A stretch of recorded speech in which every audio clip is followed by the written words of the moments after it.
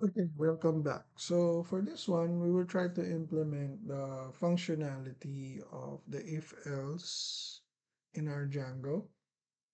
So let's start by first, let's create a form.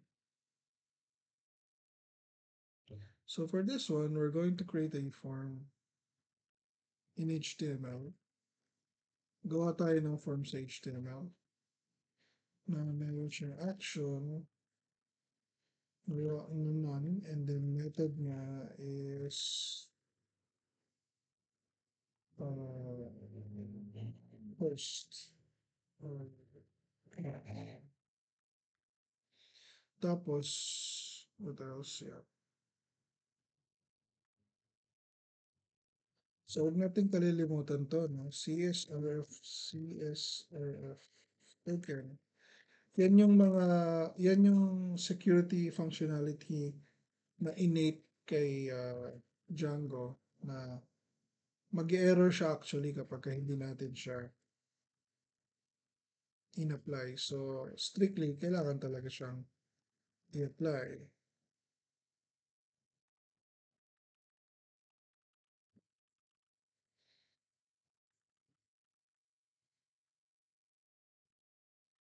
Alright? Next is we're going to have an input type.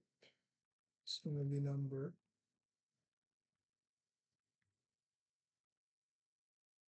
Number 9 will be good. So gusto natin magkaroon ng input coming from the interface. Okay. Then input para sa submit.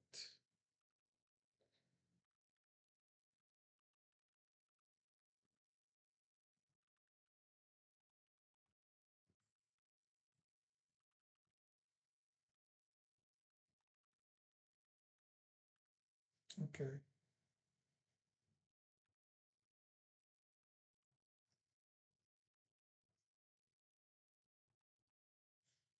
So meron tayong form na nagawa. So ang gagawin nito is mag-accept siya ng input coming from our user na number lang yung pwedeng ilagay. Kaya nilagay natin dito type number. Tapos yung function natin, kaya siya empty, yung action natin kasi babalik lang siya sa sarili niya. And then, itong method post, uh, ginagamit natin usually yan kapag input. And hindi naman tayo magiget ng data coming from the server. So, post yung gagamitin natin. And then ito yung submit button. So, let's go now to the views.py. So since gusto natin siya na bumalik sa sarili niya, so i-utilize na lang natin yung function natin dito which is index. So sabi dito sa base.html, kailangan natin ng grade. Okay? So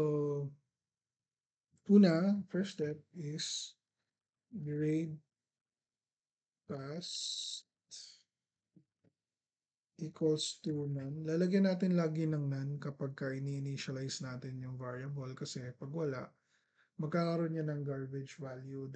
Makaka-affect yun sa sa performance natin. Hindi natin namamalayan. So, dapat lagyan natin ng none. And then, sunod is, yeah, we're going to create a function here.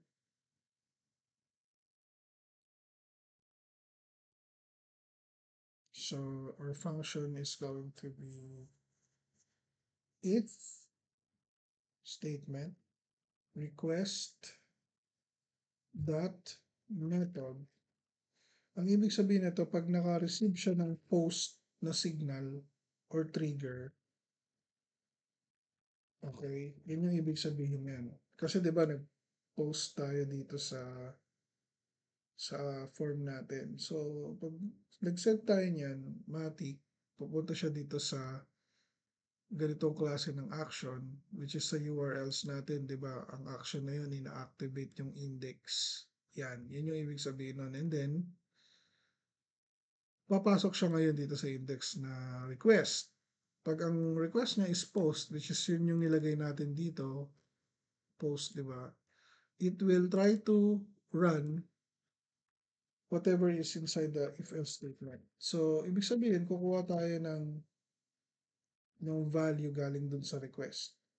Pero since yung request na yun is string value, kailangan natin siyang i-typecast using this int and open and close parentheses.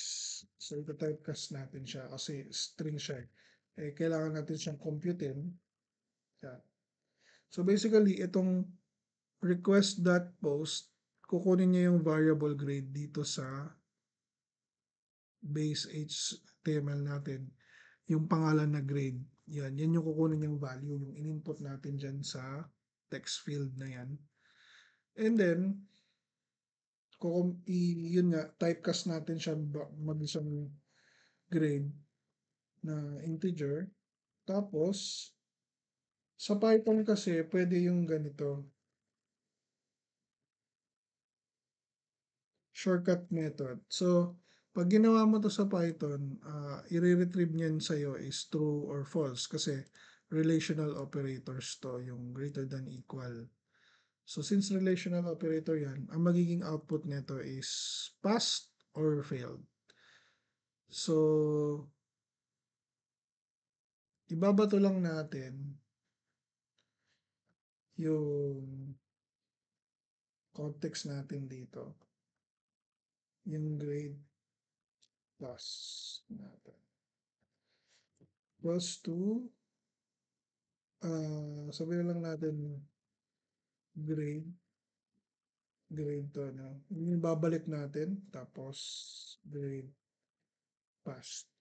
Okay, so yun yung ibabato natin dito sa context. Yung dalawa, yung account log, yung una nating nagawa, tapos itong grade passed. Para safe, lagyan nyo na lang din ng comma. Now, yung base natin, since mag-accept siya galing dito sa views.py ng render, okay, i-render niya kasi dun sa template natin na same base.html, kailangan natin siyang lagyan dun ng way para ma-render. So, balik tayo sa base.html, then, lagay natin dito is, pwede natin to actually copyin eh. Ayan. So, kinopy natin yan. Lalagay lang natin dito grade. Kasi yun yung ma-accept natin. And then, pwede natin sabihin is, yan, something like that.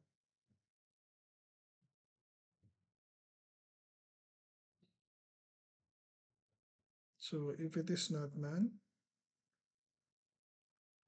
you have passed. Sorry, you have failed.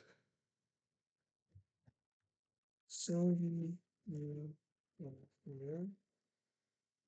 This, you failed na lang.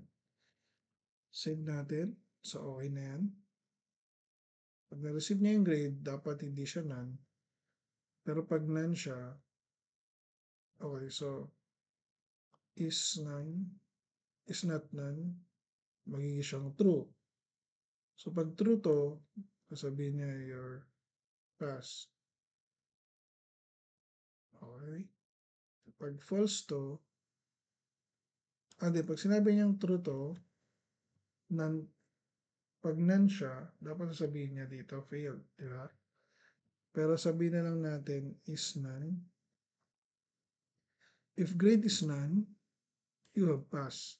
If grade is not none, may laman siya. Teka lang, medyo magulo yun ah.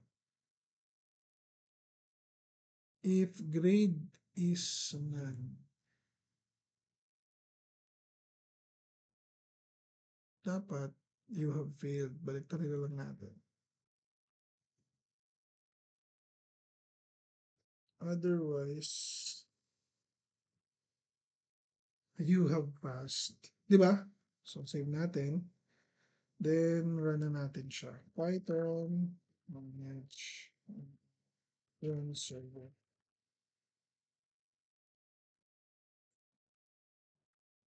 Okay? So, run natin siya. Ito siya ngayon. So, pagka 56, baliktad yata, no? You have passed. Okay. Aha. So, may babaguhin tayo sa code na to. Laging you have passed. Okay. I think, ang ibabago natin dito is not none lang. Tapos, isa pang if.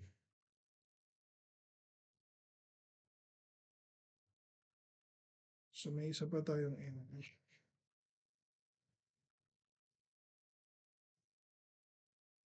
Kasi, hindi siya mabra.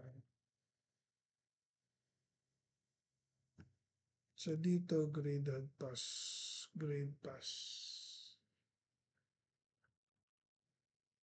So, if grade is not none, ibig sabihin, may laman siya na hindi none, papasok siya dito, tapos itetest natin ngayon if grade is true